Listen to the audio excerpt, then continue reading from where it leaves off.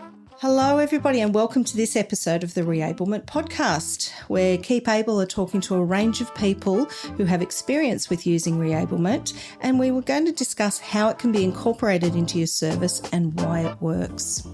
I'm Alison Vella from Keep Able. In this episode, I'm going to be talking to Danielle, who is an exercise physiologist from Feros Care here on the Gold Coast.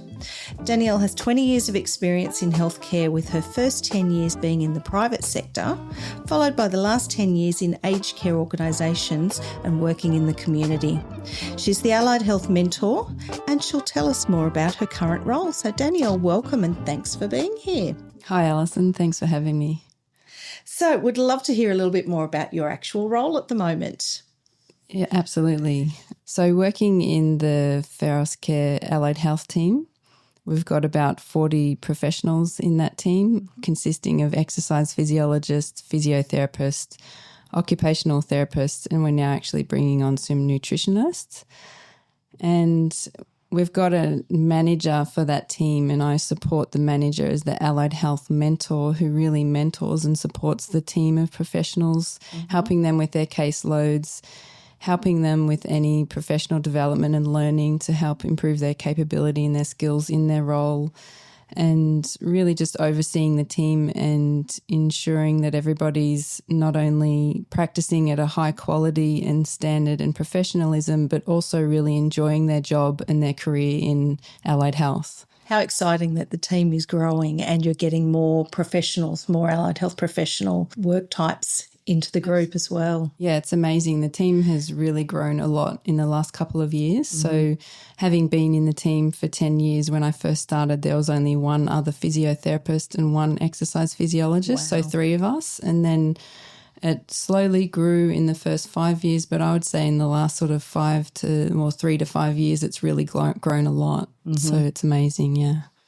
So can you explain for us, Danielle, what exercise physiology is and how it's applied when working with older people? That's a great question, Alison. I very often get asked, what's the difference between an exercise physiologist and a physiotherapist? And there are many things that we do that are very similar. But to keep it really simple, what I tend to say is a physiotherapist will be very specific in the treatment that they do for different injuries and musculoskeletal conditions in the body. And often they're assessing exactly what's going on for someone in their body, and they will either do a combination of treatment like manual therapy as well as some rehabilitation exercises and a program.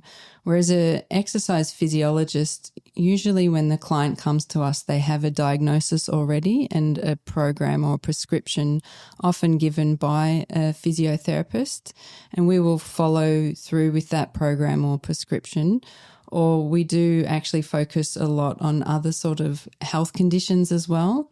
So chronic illness and chronic disease, and really looking at what type of exercise programs and rehabilitation programs can support somebody to stay strong in their body or restore their physical capacity and strength. And basically for where I'm working in community healthcare, it's keeping people safe and in their homes as well. It all sounds just like the perfect recipe for reablement goals for the clients. Absolutely, yeah. There's definitely the focus on supporting the person to maximise their health and their well-being, not just physically but also mentally, and basically looking at everything as a whole, the whole person, and how we can help improve their life, their quality of life at home. Fantastic. What do the client goals look like when you start out with them? Yeah, that's a great question. The client goals really vary so much from person to person. Yeah. So, a great therapist will really develop a really strong relationship with the client and help to identify exactly what they need to support their health and well-being. So for one person, it could be something really as simple as they want to be able to get in and out of a car more easily because, they go in the car quite frequently and it's difficult and uncomfortable or painful. So they could have a simple goal like that, like a simple functional goal. I want to be able to do this more easily, and we work with that. Other people, it can be more of a holistic lifestyle type of goal, like they want to keep active, they want to be able to keep out in the gardening or looking after themselves, or being able to go out with their friends and extended family and traveling still. Like, so people have a goal that may address many areas of their life. So often, how we address that goal will require a few different approaches. So it sounds like sort of you might be addressing one small thing, but you're really looking at that in the scheme of the big picture. Exactly. For that person. So it might seem like a very simple program, but it can have a very huge influence on their whole life. Yeah. Yeah. And that's what I love most about Reablement, actually. The little things make the biggest difference in a lot of people's lives. So what steps do you take with them in the process of them achieving their goals? For me, it's really important that the person has a relationship with that goal. So they need to understand, why am I doing this, and, what type of impact can it have on my overall life? So it becomes really important for them. And then once it's important for them, they can more easily tap into that commitment to do the work that's needed to actually achieve that goal.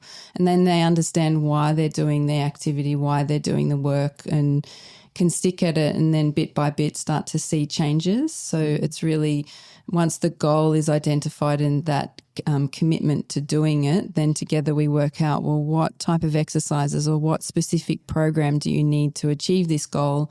And I really explain each of the activities that they're doing and why they're doing it. So what is that benefit? Can you feel this in your body? So really empowering them and giving them the understanding of what they're doing and why. And then from there, they're more empowered in their exercise program. It's not just me who's given it to them and them who is doing it, hoping that it's going to have a certain outcome. So they've got that really individual relationship with what it is that they're working on. The importance really of what's their motivator. What is it that means something to them? And then it will feel less like doing work. Absolutely. Yeah, it doesn't become like a tick box activity of another thing that they should be doing. Like, I think it's like that for all of us really when it comes to exercise. It shouldn't be a tick box. It can be something that we actually really enjoy doing. Exactly, yeah. What barriers do you experience when trying to apply Reablement with clients or with your other team members as well? Sort of, as you said, you're mentoring the rest of the allied health team. What sort of barriers might you face in a typical week or month? I think one of the biggest barriers is that commitment to doing the exercise or to doing the work, doing what's needed to bring the change. So, as I said, it's really helping that person to connect to the benefits and long-term how it's going to really help them. And then, working with them to address any of the little barriers that come up along the way. And that can be simple things like just feeling challenged because you can't do something. So then you break it down into small steps, like really basic steps, like something that they can nearly achieve, and we work on it until they can, and then you go to another step. So you have like little steps along the way with small achievements, and then the client will start to feel really joyful that they're actually starting to see changes in their body, they're starting to achieve things, and then just make those little steps like big milestones really, and realizing that something as simple as changing the height of your chair down one lower notch to be able to then get out of that level is actually quite a significant change in leg strength to be able to do that. And it's all about self-achievement too, isn't it? Sort of that self-satisfaction in being able to achieve something too. Absolutely. What I love too about, I guess, all of the allied health fields when it comes to Reablement is we sort of talk both about prevention as well as rebuilding capacity or maintaining the capacity of the person. Have you got any specific examples of where you've worked on Reablement with a client? Alison, a great example that comes to mind is a client that I worked with for about 8 years. And when I first saw him, he had Parkinson's, I think, for already about 8 years. And he was living out on a large property, and he really loved to maintain the property. It was really important for him to look after his property. So part of that was a couple of paddocks full of grass that he had to slash on a tractor initially. And then as his capacity started to change, he went to a ride-on mower. But what was really important in our program was just maintaining his capacity as much as we could for as long as we could, so that he could have that purpose and that focus on what was important for him to be able to maintain his property. And it may seem very simple, and some people may have said, you should be resting, you don't need to be doing that. Why don't we pay somebody else to do your grass for you? But it was really important for him to have that purpose and that focus. He'd get up every morning at sunrise the same way he did when he was a lot younger, and everything took him a lot longer, but it was just having that goal and that focus and the purpose in the day that really maintained his quality of life. Yeah.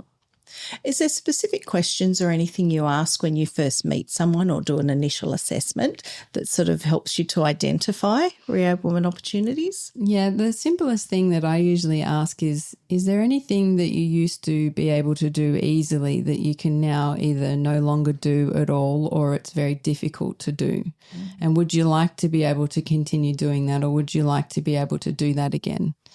So, and then I go down to very specifics, like make it very simple things like, is it difficult for you to get out of the chair, or do you need help getting in and out of the car, or is it difficult for you to dress, or do you struggle standing at the bench for a long period of time to prepare something, or is it difficult to go and watch your grandchildren play soccer, or whatever it is? And then we work on looking at, well, how can we improve your physical capacity and your strength and your endurance to make that easier for you again?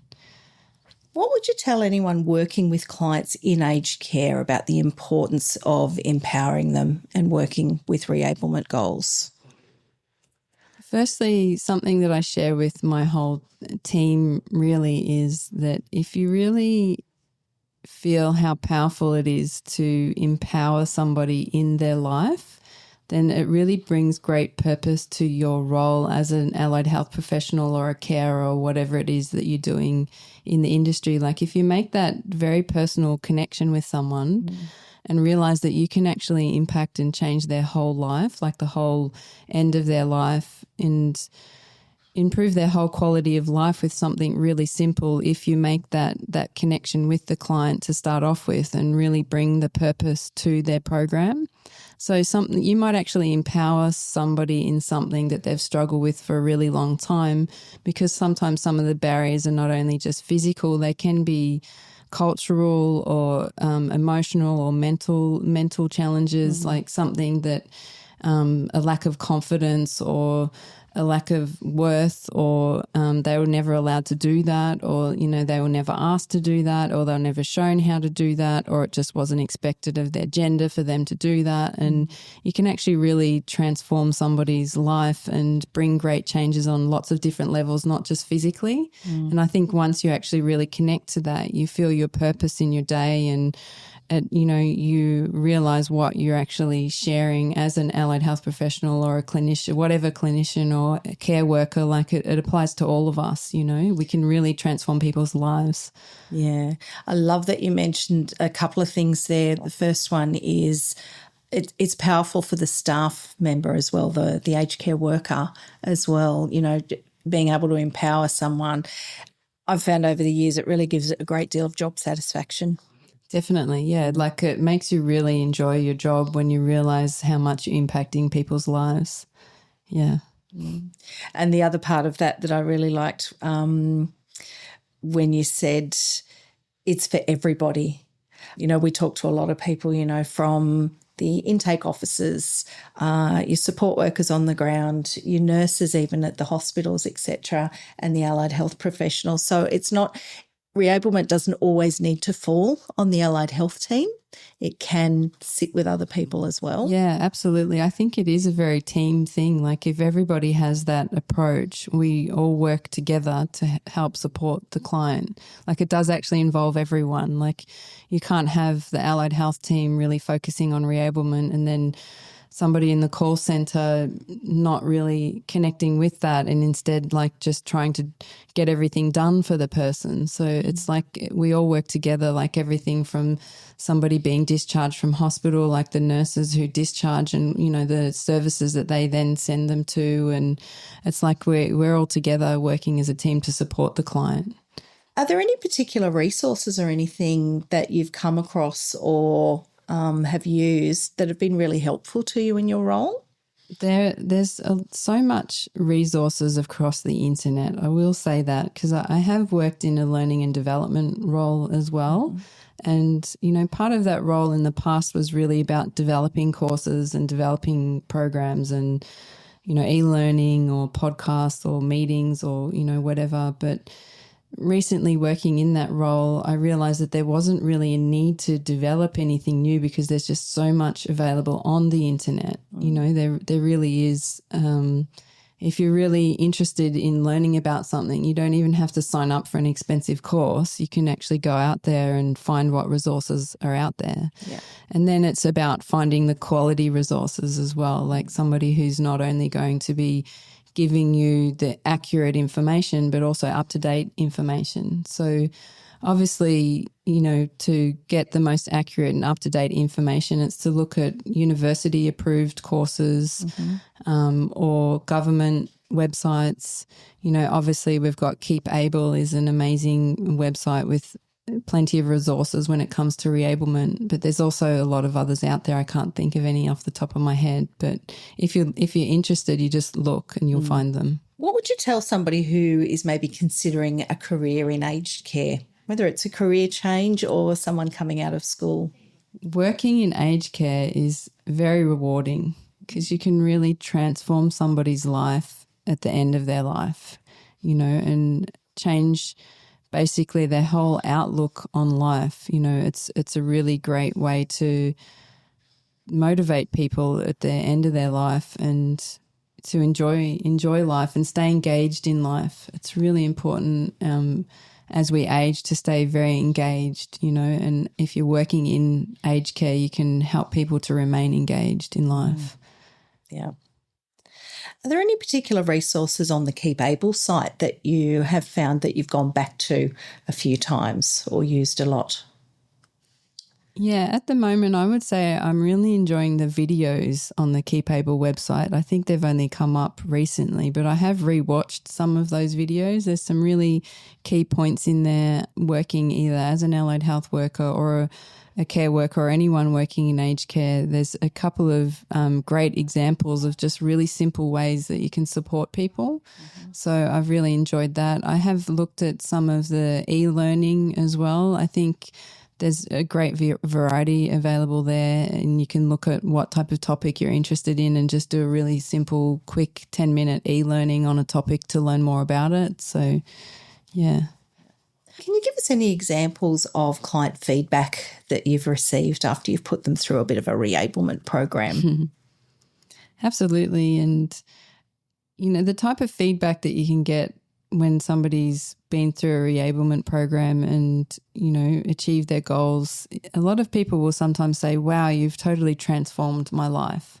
You know, it seems like a really big statement, but for them, that's exactly how they feel. They're like, oh, you know, I can finally do this again, or it's so amazing that I can get up and get myself up and ready. I don't have to wait for somebody to come in and get me out of bed, and I feel like myself again. And, you know, those type of comments are really common, like people just more motivated to get up in their day and be part of their day and be part of life. So it's very rewarding. So thank you, Danielle. We hope this discussion has been valuable for our listeners. We encourage people to visit our website at keepable.com.au to use our resources on wellness and reablement. Thanks, Alison. Thanks for having me.